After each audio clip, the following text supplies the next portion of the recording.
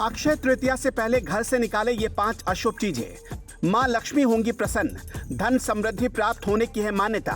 अक्षय तृतीया अबुझ मुहूर्त होता है, मतलब इस दिन कोई भी काम बिना मुहूर्त देखे किया जा सकता है। धार्मिक मान्यताओं के अनुसार ऐसी मान्यता है कि इस दिन भगवान परशुराम नर नारायण और हयग्रीव का अवतार हुआ था।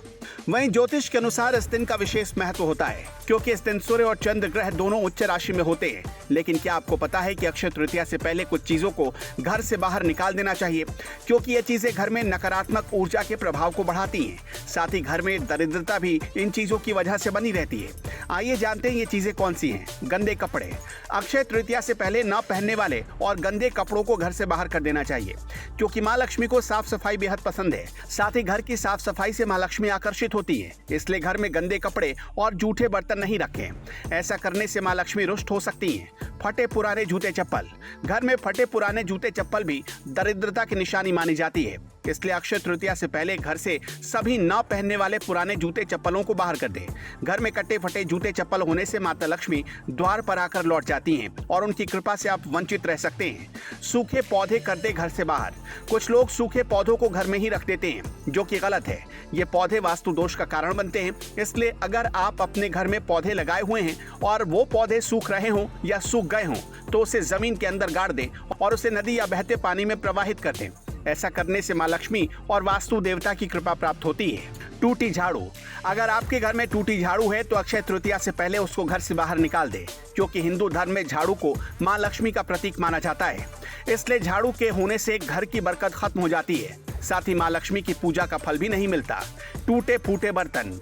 घर में टूटे फूटे बर्तन नहीं रखने चाहिए। ऐसा करने से घर में वास्तु दोष लगता है, साथ ही इन बर्तनों से घर में नेगेटिविटी आती है। इसलिए अक्षय तृतीया से पहले टूटे फूटे बर्तनों को बाहर कर दे।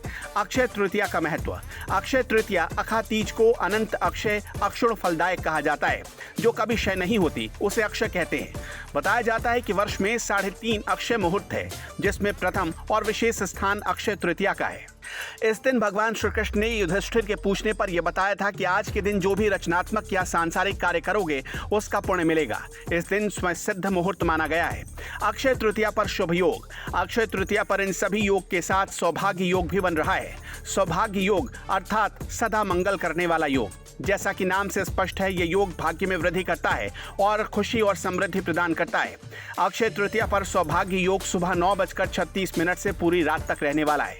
इस योग में की गई शादी से वैवाहिक जीवन हमेशा सुखमय रहता है। ये योग जीवन में मंगल प्रदान करता है और धार्मिक कार्य करने से सभी पापों को नष्ट करता है। अक्षय तृतीया पर सौभाग्य योग में धार्मिक कार्य करने से ईश्वर का आशीर्वाद प्राप्त होता है। पौराणिक कथा।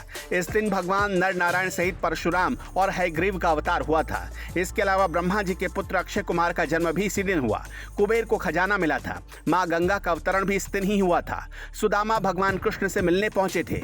इसी दिन सतयुग और त्रेता युग का प्रारंभ हुआ था और द्वापर युग का समापन भी इसी दिन हुआ। अक्षय तृतीया के दिन से ही वेद व्यास और भगवान गणेश ने महाभारत ग्रंथ लिखना शुरू किया था। आदि शंकराचार्य ने कनकधारा स्त्रोत की रचना की थी। इसी दिन महाभारत की लड़ाई खत्म हुई थी। प्रथम तीर्थंकर आदिनाथ ऋषभदेव जी भगवान के 13 महीने का कठिन उपवास का पारणा इक्षु यानी गन्ने के रस से किया गया था।